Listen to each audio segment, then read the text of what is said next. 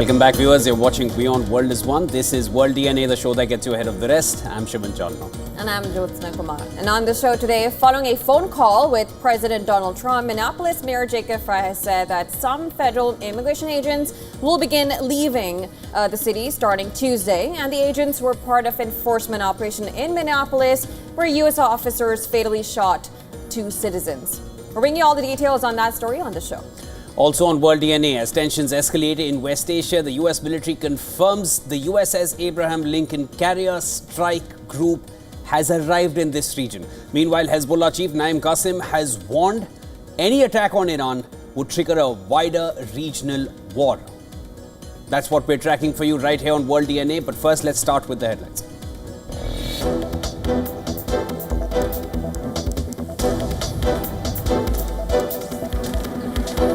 India and the European Union will today announce a major trade agreement in New Delhi after 20 years of negotiations, aiming to boost economic ties, attract investment, and counter global competition from U.S. and China.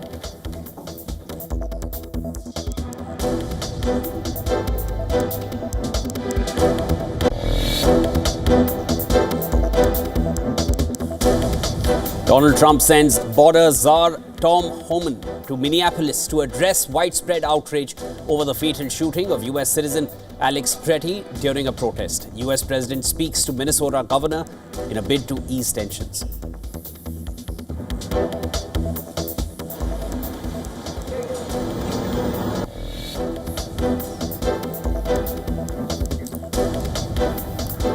USS Abraham Lincoln Carrier Strike Group arrives in West Asia, increasing U.S. military presence amid Iran's crackdown on protest, with Washington emphasizing visual security and keeping all options on the table.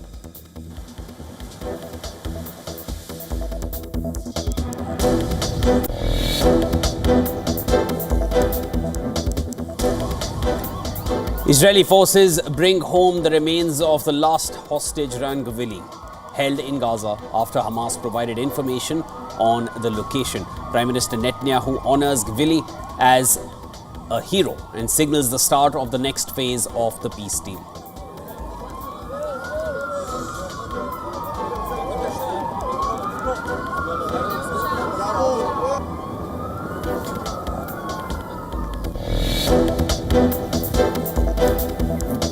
UK Prime Minister Keir Starmer to visit China today, the first British leader to do so in 8 years, aiming to improve ties with Beijing and reduce reliance on the US. He will head to Japan after a 3-day China visit.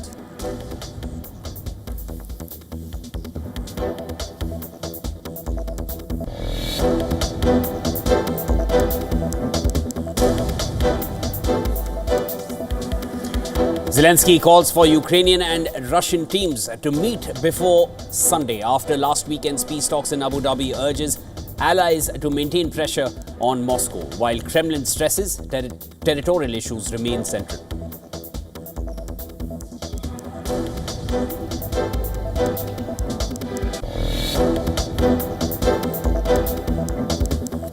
Massive winter storm and Arctic cold sweep across U.S., killing at least 29 people, knocking out power and disrupting travel from New Mexico to Maine. Southern states hit hard as freezing conditions threaten to persist.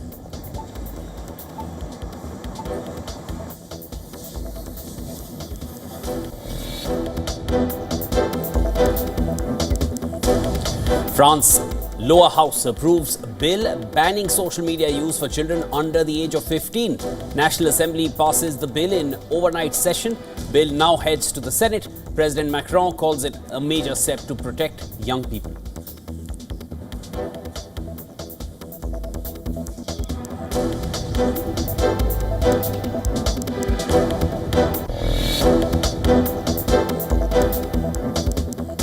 U.S. President Donald Trump says he is raising tariffs on certain South Korean imports, including autos, lumber, and pharmaceuticals, from 15% to 25%, accusing Seoul's legislature of failing to enact a previously agreed trade deal.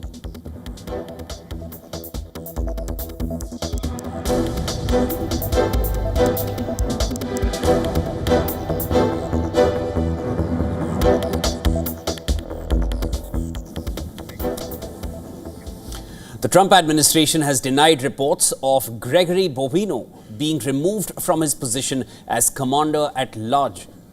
In Border Patrol, the reports, of course, began to surface amid anger over the killing of a second U.S. citizen by federal agents in Minneapolis. 37-year-old Alex Preddy, who worked as an intensive care unit nurse, was gunned down on Saturday at point-blank range by immigration officers while protesting in Minneapolis.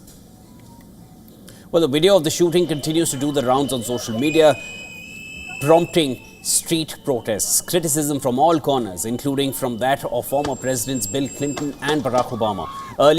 Earlier, U.S. President Donald Trump said that he was sending his top border enforcer to Minneapolis. Trump said Tom Homan, his point man for border security, will report directly to him.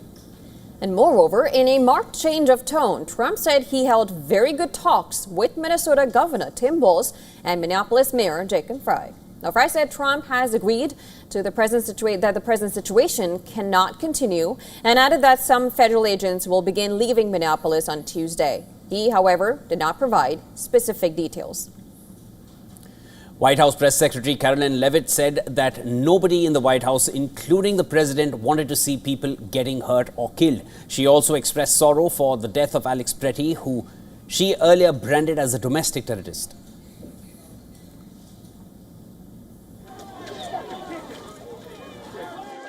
But let's be clear about the circumstances which led to that moment on Saturday. This tragedy occurred as a result of a deliberate and hostile resistance by Democrat leaders in Minnesota. Say it clear! Immigrants are welcome here! Say it loud, say it clear! We will not put... Well, Minnesota Attorney General Keith Ellison accused the Trump administration of pushing what he called a flat-out insane narrative. Minnesota attorneys in court are seeking a halt to a surge of 3,000 immigration and custom enforcement officers in their state. Brian Carter, a lawyer with the state attorney general's office, told U.S. Judge Catherine Menendez on Monday that they have put violence into the streets of Minnesota to get what they want. There's growing anger. Students at the University of Minnesota Twin Cities staged a walkout and held a rally to protest the presence of ICE and what they described as growing fear in their community. They chanted ICE out as they gathered to hear the speeches from fellow students. Minneapolis and out of this country.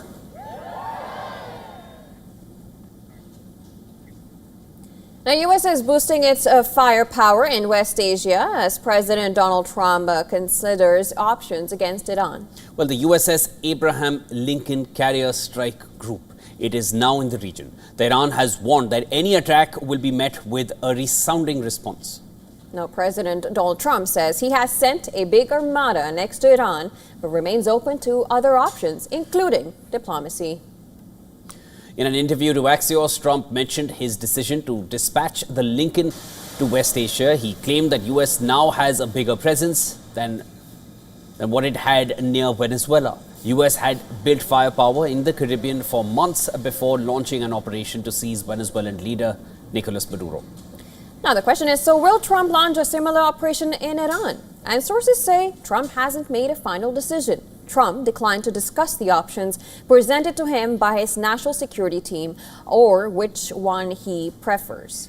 Now, at the same time, the U.S. president said that diplomacy remained an option. Trump said that he thinks Tehran genuinely wants to cut a deal. The report, citing U.S. officials, added that any deal would have to include the removal of all enriched uranium from Iran, a cap on Iran's stockpile of long-range missiles, a change in Iran's policy of supporting proxies in the region, and a ban on independent uranium enrichment in the country.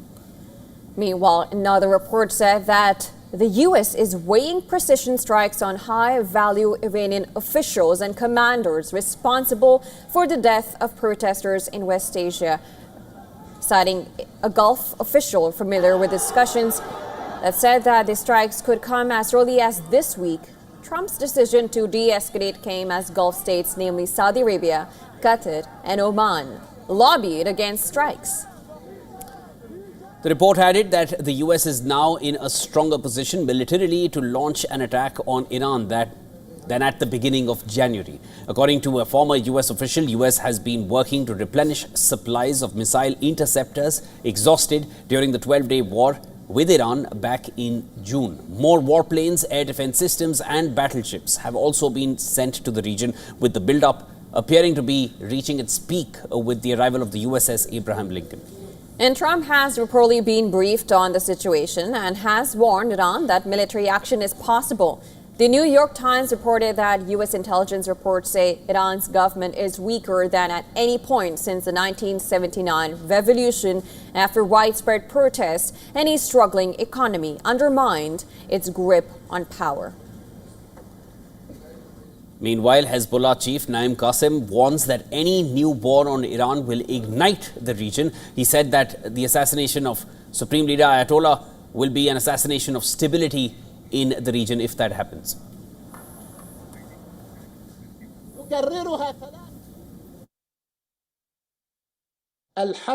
A war on Iran this time will ignite the region. The assassination is an assassination of stability in the region and the world. We consider the threat to be directed at us as well. And to give us more details on this, our correspondent Susan Telani sent us this report from New York. Let's listen in. The U.S. Navy has deployed the aircraft carrier USS Abraham Lincoln along with multiple warships and destroyers into the Middle East region. A major military buildup amid rising tensions with Iran.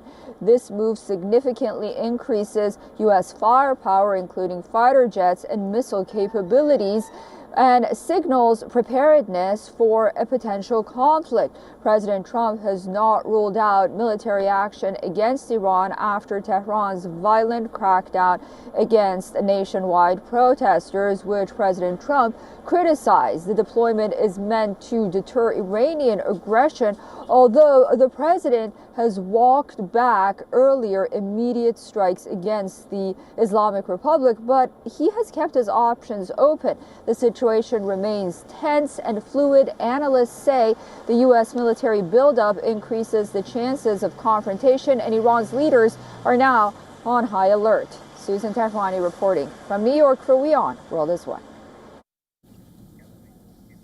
Israel has brought back the remains of the last hostage held in Gaza, the remains of his. The body of Ran Gaveli has returned to Israel. And it has returned to Israel 843 days after Hamas attacked Israel on October 7, 2023.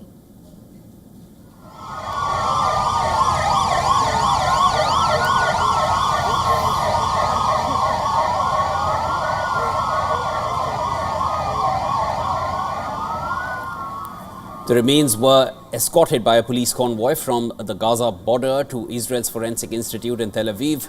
People gathered outside the institute and police officers saluted as the vehicle arrived at the entrance. Gaveli, a 24-year-old police officer, was killed at Kibbutz Alumim during the October 7 attack. His body was subsequently abducted.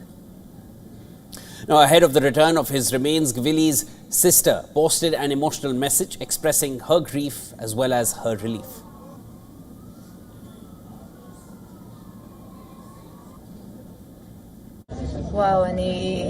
Wow, I feel an insane sense of relief. I feel relieved. I'm sad. I'm very sad that it ended this way, but it had to end at some point. And I'm so happy that he's coming back home.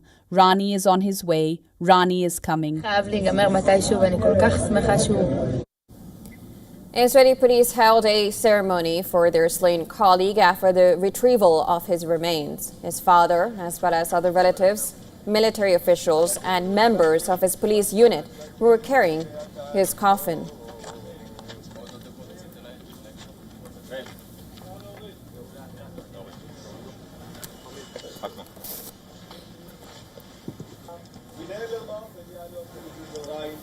Israel's President Isaac Herzog and his wife removed the yellow hostage pins and other symbols from the president's residence, marking the return of the last remaining hostage held in Gaza, the remains of the last remaining hostage. The president and prime minister also spoke with Gaveli's parents. כפי שבישרתי עכשיו, I am pleased to announce to the citizens of Israel, to the people of Israel, that I have just informed the Gvili family that our forces have found Rani and he is currently on his way home. This is an extraordinary achievement for the state of Israel.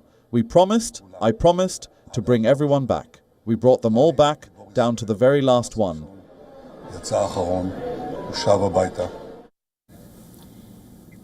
U.S. President Donald Trump lauded the return of the remains of the final Israeli hostage, congratulating his officials for facilitating the release. Sharing a post on Truth Social, Trump said, and I'm quoting, "Just recovered the last hostage body in Gaza. Thus got back all 20 of the living hostages and all of the dead." Footage released by the Israeli military shows what it says is the operation to recover the body of the last hostage in Gaza. Another video showed troops singing the Israeli national anthem surrounding after finding the remains. Israelis in Jerusalem voiced relief. The residents say that they were sad for his killing but happy that the family can finally have closure and start healing. This is the first time that in my children's lives that there's no Israelis in Gaza, and I think that's just absolutely incredible. And I think as a nation, we should just be over the moon about this. We're all so thrilled to finally have everyone back in Israel. Police officer Gvili was one of the 251 hostages captured and taken to Gaza by Hamas. The hostage handovers are part of the first phase of the U.S.-backed ceasefire deal, which began on 10th of October last year. The recovery of the remains could pave the way for a limited reopening of the Rafah crossing between Gaza and Egypt. Israel has said that it will only allow the reopening of the corridor once all hostages are returned.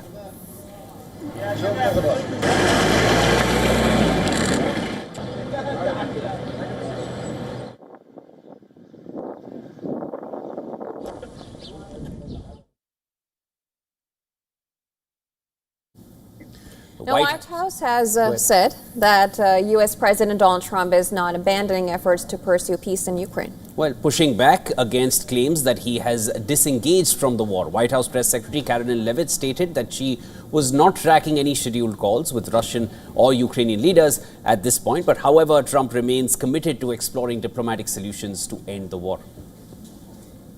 I'm not tracking any scheduled calls at this point in time. However, the president remains deeply involved, and of course he's being apprised by his advisors, namely Jared Kushner and Special Envoy Witkoff, on these talks. They had a multilateral meeting this past weekend, which didn't get a ton of coverage, but that was historic in nature, where the president's team has really brought two sides of this war to the table together to move the ball closer towards peace. The Kremlin has said that it's too early to draw any conclusions on trilateral talks, and the statement comes days after the first round of Russia-Ukraine-US talks concluded in Abu Dhabi without a peace deal. It's not a time to draw conclusions, even preliminary ones. This is only the beginning of the work. We are talking about the work at the expert level, and it will continue. It would not be appropriate to discuss various aspects of this work in a fragmented way and in public. Ukrainian President Zelensky has called for negotiating teams to meet before Sunday, pressing for momentum in diplomatic efforts as the war continues to escalate. Next round of trilateral talks between Russia, Ukraine and the US is scheduled to take place on the 1st of February in Abu Dhabi. За довгий час був знову формат з американцями та For the first time in a long while, there was again a format involving the Americans and the Russians. They managed to discuss a range of primarily military issues, those concerning steps toward ending the war and real control and monitoring. There are issues that need to be prepared for the next meeting. зустрінуться ще раз в неділю. Germany's foreign minister hit out at Russia, saying that it is testing resilience and resolve of Europe and its allies every day. He further accused Moscow of using hybrid tactics to undermine European security, including damaging undersea cables, disrupting GPS signals, spreading disinformation, and operating a shadow fleet in Baltic Sea region. In a separate development, Hungary Prime Minister Viktor Orban has said that Budapest will summon Ukraine's ambassador accusing Kiev of meddling in Hungary's elections. Orban, who has kept close ties with Moscow, has repeatedly rejected European Union aid for Ukraine, and this new move is expected to further escalate tensions between Hungary and Ukraine.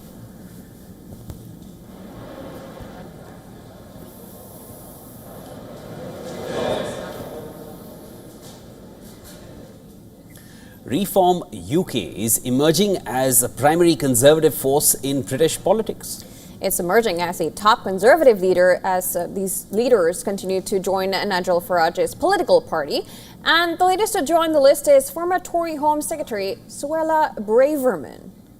Now, she's the third Tory heavyweight to join Reform in the past 2 weeks itself. Earlier, she appeared as Reform supporter at a London rally accompanied by Nigel Farage and said, "I feel like I've come home." And there is only one man in British politics who has been courageously consistent for his country, and that man is Nigel Farage. Now she joins the likes of Robert Jenrick and Andrew Rosendale, who have recently defected to Reform UK. Braverman had previously served several high-profile positions under Boris Johnson and Liz Truss. She was reappointed to the position of Home Secretary by Rishi Sunak.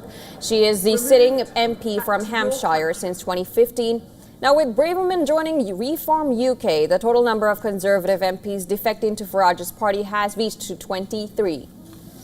Major shake-up comes as polls suggest unprecedented electoral rise for Nigel Farage. Latest polls suggest Nigel Farage's party tops the voting intention numbers, leaving behind Conservative Party headed by Kemi Badenoch and Liberal Party headed by Prime Minister Keir Starmer.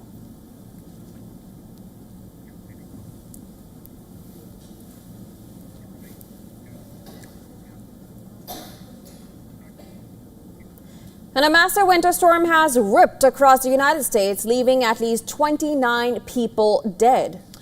Over 800,000 people are without power and nearly 200 million Americans under cold weather alerts. From New York to Mississippi, the storm's impact is being felt from coast to coast, with thousands of flights being cancelled. The storm buried parts of the eastern U.S., leaving residents in Montville, New Jersey, shoveling driveways under more than a foot of snow. Some Bergen County towns reported up to 16 inches of snow as the system disrupted travel, knocked out power and coated roads from New Mexico to New England.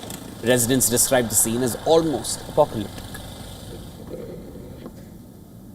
It's fun to see this amount of snow. It like almost apocalyptic in a nice way. My husband and son are working from home. Their companies told them to stay home and work from home. So that's why I'm out here shoveling, because teachers, thank God, no more virtual learning. So the kids hopefully are sleigh riding and building snowmen while I am shoveling out. But it's good exercise. In Mississippi, the ice storm toppled trees, limbs, and power lines, leaving thousands without electricity. In Oxford, falling branches damaged homes, crushed garages, broke windows, and cut power, with officials warning outages could last up to a week. Freezing rain caused widespread destruction across the South that left more than 800,000 customers without service, crippling northern Mississippi and parts of Tennessee. Elsewhere in Mississippi, in Culkin, in Vicksburg, residents faced power outages due to toppled trees and power lines. In Louisville, Kentucky, residents cleared several inches of snow across the city. Streets and homes remained blanketed as neighbors dug out snow from winter. Now in Greensboro, North Carolina, the icy conditions disrupted daily life. Some residents embraced the wintry weather, with children sledding down hills, while many others joined in a snowball fight at Meridian Hill Park. Across Manhattan, crews cleared Walden Rink and sidewalks as buses, taxis and pedestrians made their way through snow-covered Fifth Avenue. Sweeping skyline views from Brooklyn's Transmitter Park showed branches, birds, and the city framed in white. Wildlife and visitors brought Central Park to life during the storm as tourists posed for selfies and children enjoyed sledding down the snowy slopes.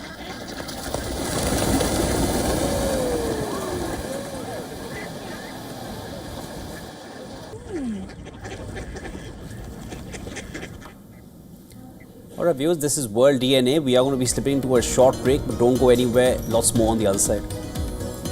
On the other side, Canada Prime Minister Mark Carney is expected to visit India in the first week of March. India's High Commissioner to Canada has confirmed the development. We'll get you all the details on that on the other side.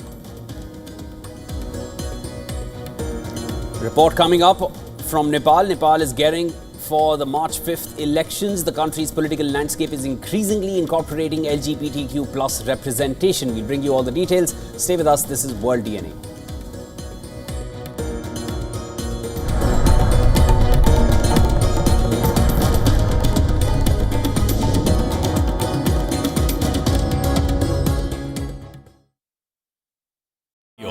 India's Global Voice, the channel that brings you the biggest stories from across the world through India's lens.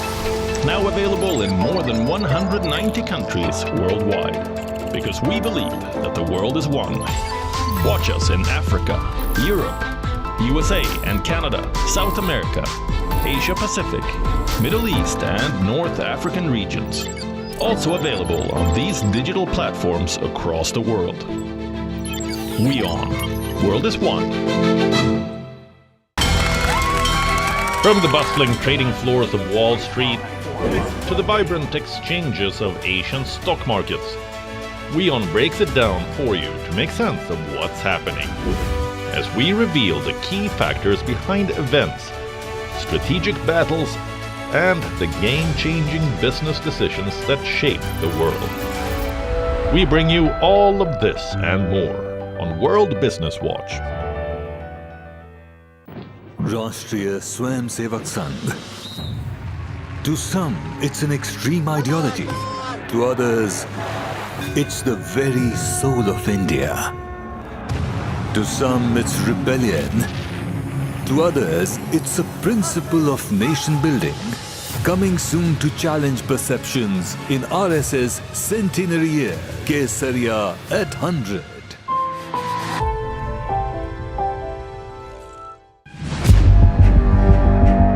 Where darkness hides behind every corner. Where the truth is stranger than fiction. A show that dives deep into the stories which shock and mystify. Unsolved murders. Psychopaths who defy explanation. International war crimes. And millions swindled in financial fraud.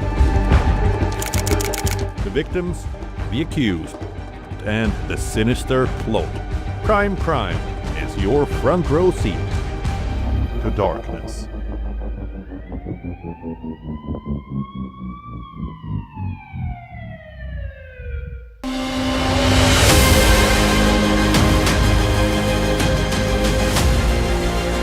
And welcome to a brand new edition of South India, a daily dynamic show that will capture the pulse of southern states. By blending the special stories, the breaking alerts, and the culture developments as well. From the 7 days.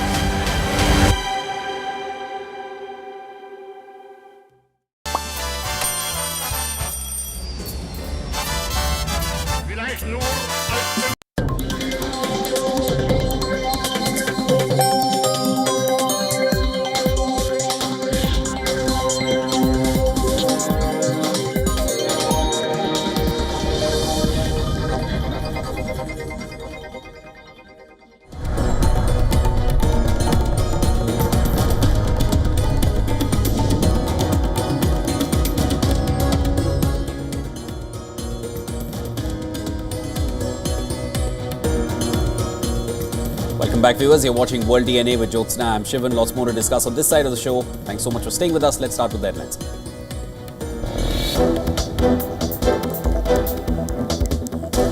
White House says President Trump does not want to see people hurt or killed on U.S. streets, calling Minnesota shooting a tragedy, but defends immigration enforcement and blames Democratic leaders for resistance to federal actions.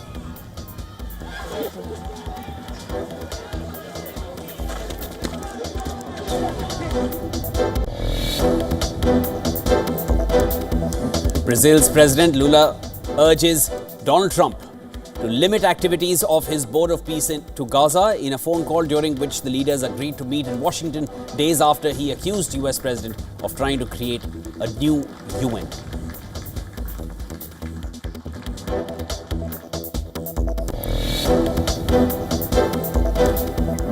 Venezuela's interim government has said that it has freed more than 800 political prisoners.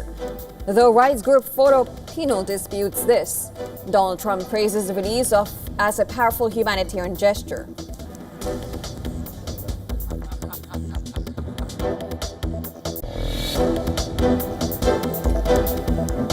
USS Abraham Lincoln carrier strike group arrives in West Asia, increasing US military presence amid Iran's crackdown on protests, with Washington emphasizing regional security and keeping all options on the table.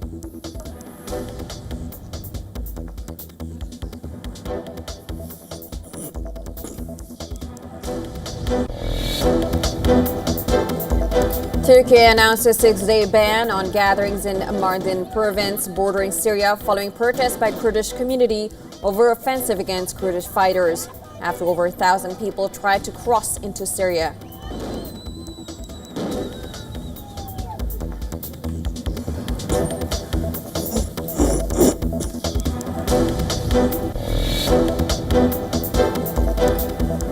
Israeli forces bring home the remains of the last hostage, Gvili, held in Gaza after Hamas provided information on the location of the remains. Prime Minister Netanyahu honors Gvili as a hero and signals the start of the next phase of the Gaza peace deal.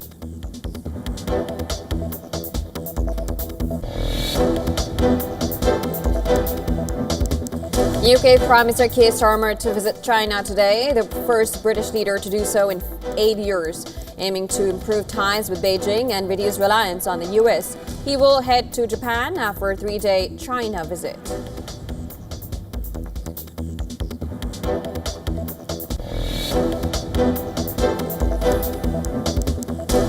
EU and India conclude talks on what leaders are calling the mother of all deals, with formal details set to be announced soon. The pact is expected to grant the EU greater access to India's market, while India gains technology and investment to rapidly expand infrastructure and create millions of new jobs.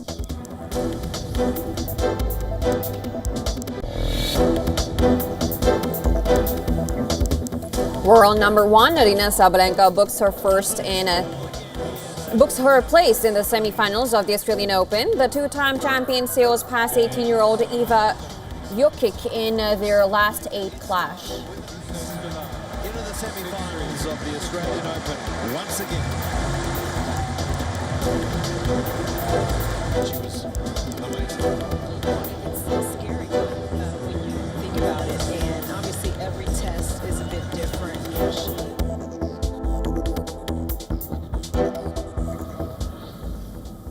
Now, Canada appears to be redrawing its diplomatic map, with Prime Minister Mark Carney expected to visit India in the first week of March. India's High Commissioner to Canada, Dinesh Patnaik, confirmed this development, though Canada's Energy Minister Tim Hodgson, who is currently in India, said that the timing of the trip is still being finalized. Now, this comes as Canada seeks to reduce its heavy dependence on the United States, its largest trading partner, and Carney also recently visited Beijing, marking the first ever visit by a Canadian Prime Minister to China since 2017. Now, during his visit to India, Carney is expected to sign agreements with the Indian government on nuclear energy, oil and gas, the environment, artificial intelligence, and quantum computing, as well as education and culture. A 10-year uranium supply deal is also expected to be included. His visit would follow the expected resumption of formal negotiations for a Comprehensive Economic Partnership Agreement, or CEPA, now following the restart of stalled trade talks in November. One is urgency because we have wasted 2 years doing nothing. We had reached a certain point. We did not do anything for 2 years. So there's an urgency to make up for that time. That is number one. Number two, everybody in the world is getting their agreements done, because now we are living in a world where the natural rules-based order, which gave a certain certainty to the world, is not functioning the way it should have functioning. At Davos, Carney declared that the old rules-based order is over, calling on middle powers to build new coalitions. As geopolitics grows more fractured, Canada is clearly signaling its future lies in diversifying alliances.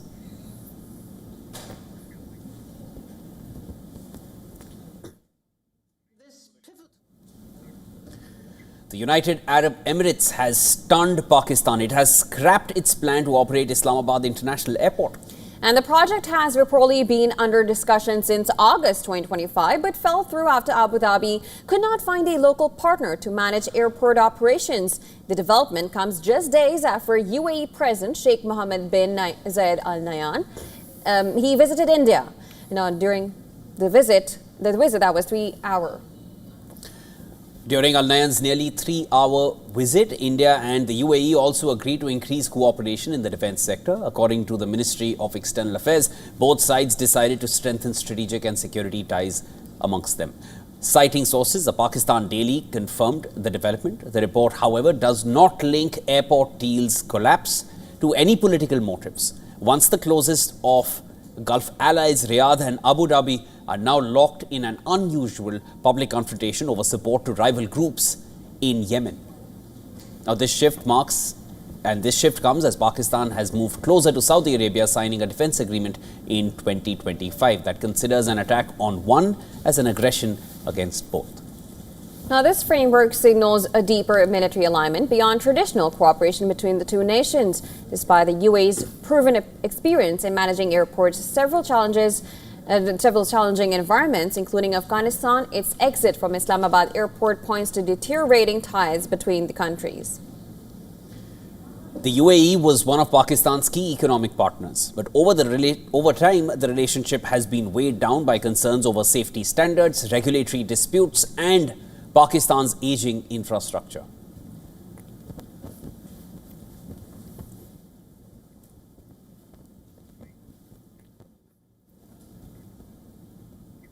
Now, ousted Bangladeshi Prime Minister Sheikh Hasina, in her most detailed interview yet, sounded the alarm over what she called rising lawlessness, mob violence, and the collapse of democratic institutions in her country. Sheikh Hasina said that the rule of law has been replaced by mob rule in Bangladesh, with minorities living in fear. The ousted Prime Minister accused Chief Advisor Muhammad Yunus of systematically destroying Bangladesh's social fabric. She added that she wants to return to her homeland and make restoring constitutional order her top priority.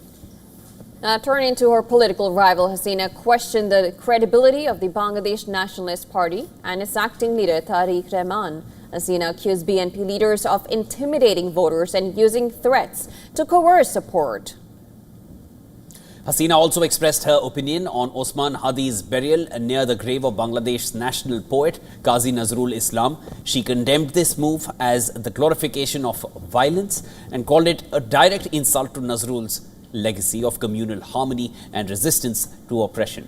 Hasina claims Hadi's death stemmed from electoral rivalries.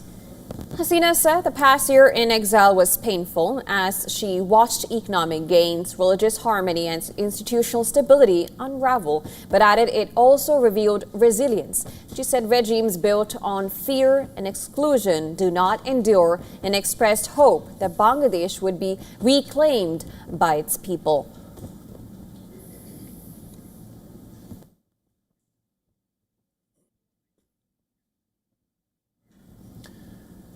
And with Nepal gearing up for the March 5th election, the country's LGBTQ community is also vying for representation.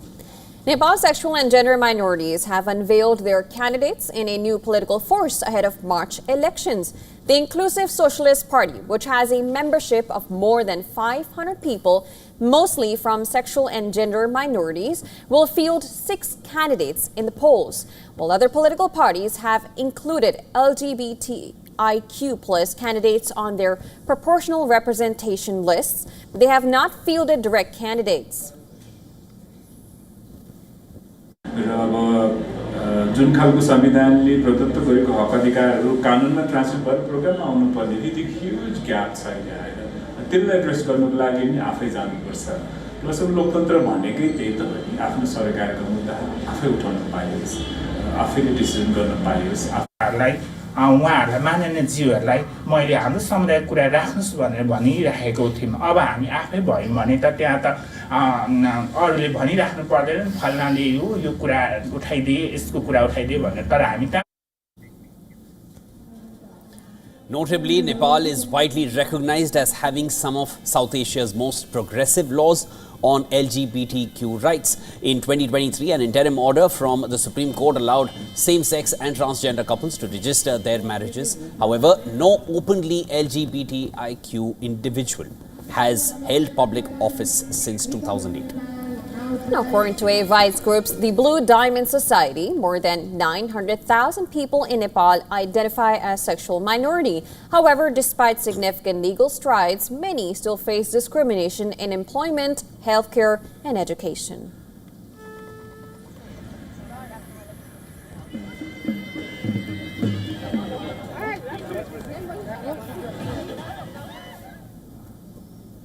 All right, moving on. A Hong Kong court has heard recordings of defiant anti-Beijing speeches. And some of these are dating back nearly 30 years as prosecutors presented their case against two democracy activists facing national security charges. Lee Cheok-yan and Chow Hang-tung, leaders of the now defunct Hong Kong Alliance, are standing trial for incitement to subversion, which carries a maximum penalty of 10 years in jail. They were held responsible for organizing annual candlelight vigils to mark Beijing's deadly crackdown on Tiananmen Square. The demonstrators in Tiananmen Square on the 4th of June 1989. And during the hearing, the Hong Kong prosecutors have argued the trial is neither politically motivated nor intended to push dissidents. They further stress that they will not ask the court to determine the merits of any campaign or criticism against Beijing. Now, the trial will focus on the alliance's repeated calls to end one-party rule in China, a core tenet of the group since it was founded back in 1989, which it argued amounted to subverting the state. Denouncing the Chinese Communist Party was once common in Hong Kong. However, the imposition of a national security law in 2020 banned that. One of the prosecutors say both Lee and Chow have maintained their political stance even after the security law took effect. Both of them are standing trial after pleading not guilty and have been behind bars since 2021. Chow applied for the court to hear expert evidence from a Taiwanese sociologist, but was rejected by the three-judge panel.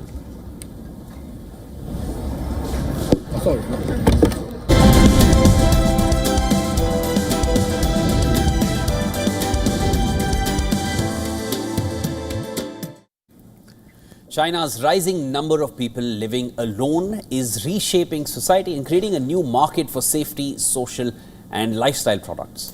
Well, from viral apps that check if users are safe to booming food delivery, AI companions, and solo dining innovations, the loneliness economy is expanding fast. Now, here's a report that gives you more details. Take a look. China is witnessing a rapid rise in solo living. Nearly 20% of the population lived alone in 2024, and estimates suggest this could exceed 30% by 2030. The trend reflects population aging, economic pressures, and changing social attitudes towards marriage and family. Apps like Are You Dead, which alerts emergency contacts if users do not check in for 48 hours, highlights growing safety concerns for individuals living alone. The rise in solo living is reshaping consumption patterns. Food delivery in China, for example, served 545 million users and was worth an estimated 1.2 trillion yuan in 2024. Restaurants are responding with private single-person tables, while many turn to pets or AI companions for social connection. Experts say these trends are part of a broader loneliness economy where products that provide instant comfort, safety, and belonging are in growing demand. Analysts see the loneliness economy as a structural, long-term shift, not a passing trend. Markets from finance and healthcare to technology and real estate are beginning to adapt, following examples from Japan, where solo living has long influenced product design. The global market for AI companionship is expected to grow from $30 million today to as much as $150 billion by 2030. As millions of Chinese consumers live alone, businesses that address social, emotional, and safety needs are poised for significant growth. Business Bureau, WION World is One.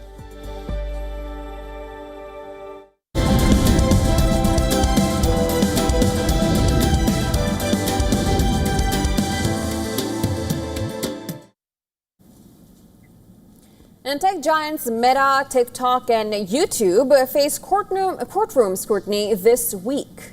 This is over allegations that their platforms are fueling a teen mental health crisis. The high-profile case is being heard in California Superior Court, Los Angeles County. The court case involves a 19-year-old woman identified as KGM, who claims that she became addicted to the company's platforms as a child and that their attention-grabbing designs contributed to her depression and suicidal thoughts. According to court filings, she is seeking to hold Meta, TikTok, and YouTube liable. The lawsuit is the first of several such expected trials this year.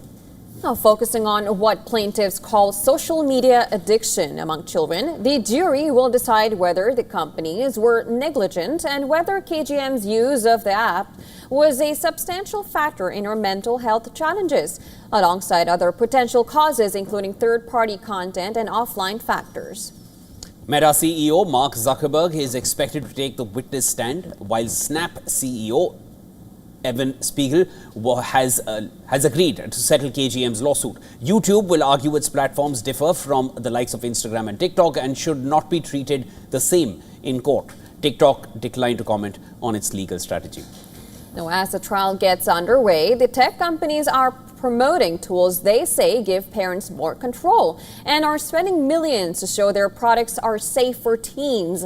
Experts say the outcome of the court case could set a precedent for how social media companies are held accountable for children's mental health.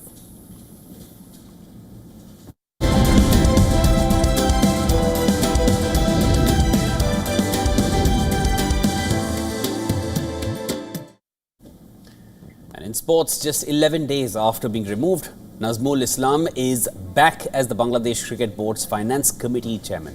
On January 15, the Bangladesh Cricket Board removed Director Nazmul Islam from his position as Finance Committee Chairman while retaining his role as a BCB Director. And this came after cricketers threatened to extend their boycott across all forms of cricket in the country following Islam's disparaging comments against the country's cricketers.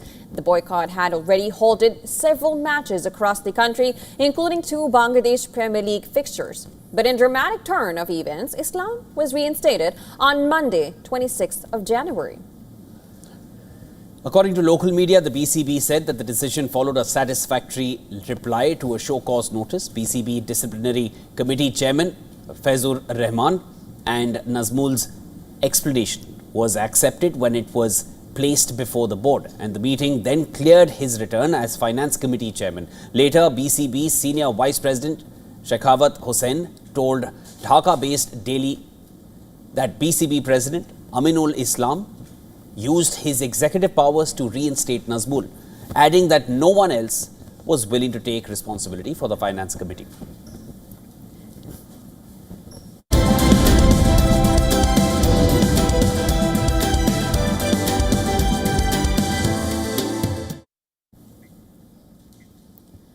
And BTS's upcoming concerts in Mexico are becoming a presidential affair. Well, the demands of the band's fans, who are known as the Army, it echoed in Claudia Sheinbaum's morning news conference, with the Mexican president interceding on their behalf. Mexican President Sheinbaum has formally requested her South Korean counterpart, President Lee Jae-myung, to help arrange more concerts in Mexico. Sheinbaum announced the news at a press conference.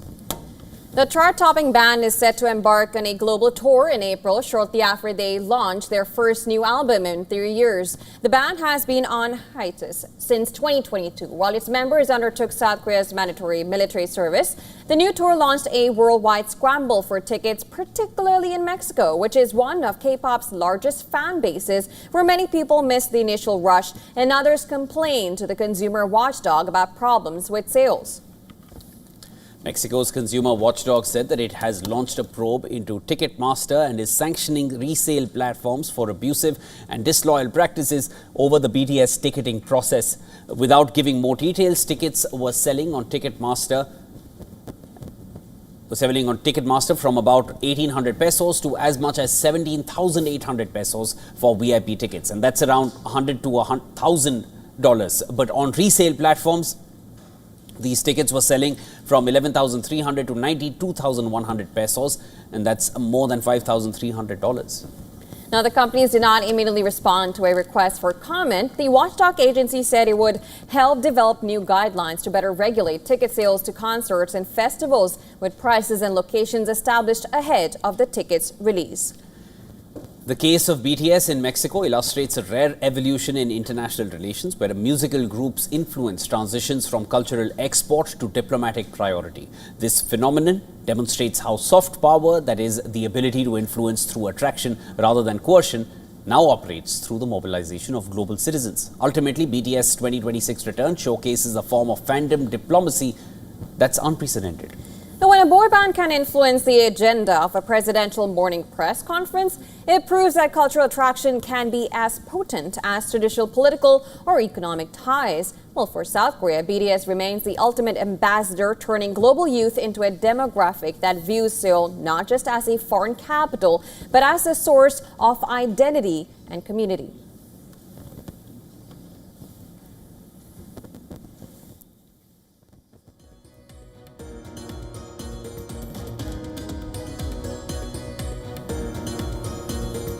All right, with that, we call a wrap to this bulletin. But don't go anywhere. News and updates will follow on the other side. We leave you with some climate stories making headlines across the world. Thanks for staying with us. Stay tuned. You're watching WION for this one.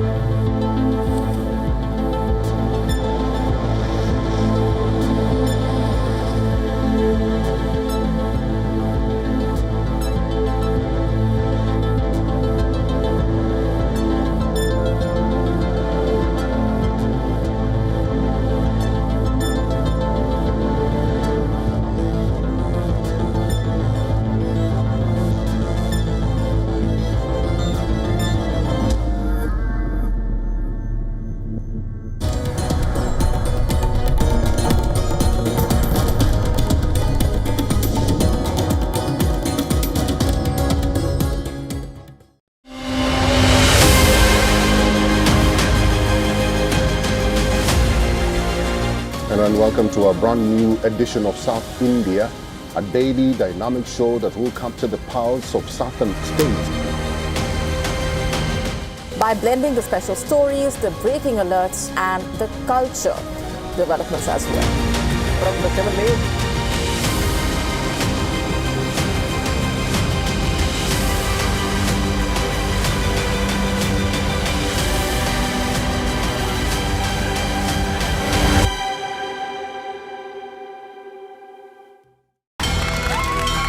From the bustling trading floors of Wall Street to the vibrant exchanges of Asian stock markets, WION breaks it down for you to make sense of what's happening, as we reveal the key factors behind events, strategic battles, and the game-changing business decisions that shape the world. We bring you all of this and more on World Business Watch. India's Global Voice, the channel that brings you the biggest stories from across the world through India's lens. Now available in more than 190 countries worldwide. Because we believe that the world is one. Watch us in Africa, Europe, USA and Canada, South America, Asia Pacific, Middle East and North African regions. Also available on these digital platforms across the world. WION, World is One. Rashtriya Swayamsevak Sangh. To some, it's an extreme ideology. To others, it's the very soul of India. To some, it's rebellion. To others, it's a principle of nation building. Coming soon to challenge perceptions in RSS centenary year, Kesariya at 100.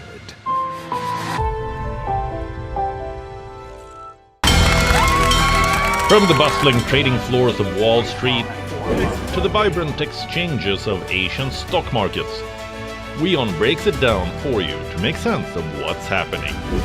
As we reveal the key factors behind events, strategic battles, and the game-changing business decisions that shape the world.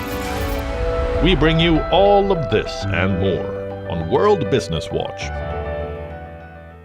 WION, India's Global Voice, the channel that brings you the biggest stories from across the world through India's lens.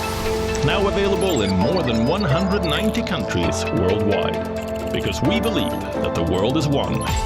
Watch us in Africa, Europe, USA and Canada, South America, Asia Pacific, Middle East and North African regions.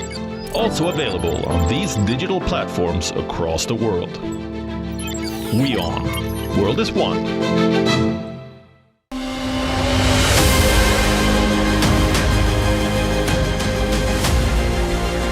And welcome to a brand new edition of South India, a daily dynamic show that will capture the pulse of southern states.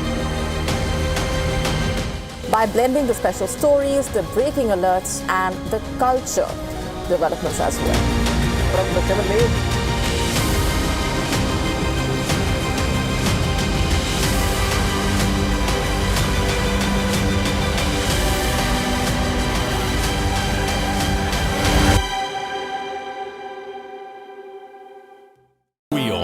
India's Global Voice, the channel that brings you the biggest stories from across the world through India's lens.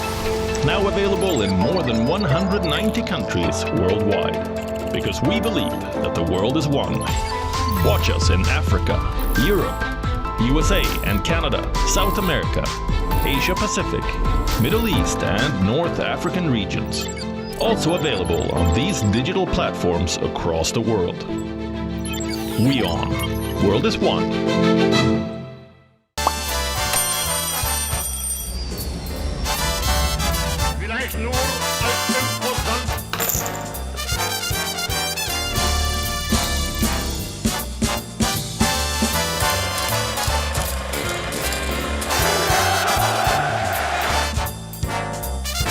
Rashtriya Swayamsevak Sangh. To some, it's an extreme ideology. To others, it's the very soul of India. To some, it's rebellion. To others, it's a principle of nation building. Coming soon to challenge perceptions in RSS centenary year, Kesariya at 100.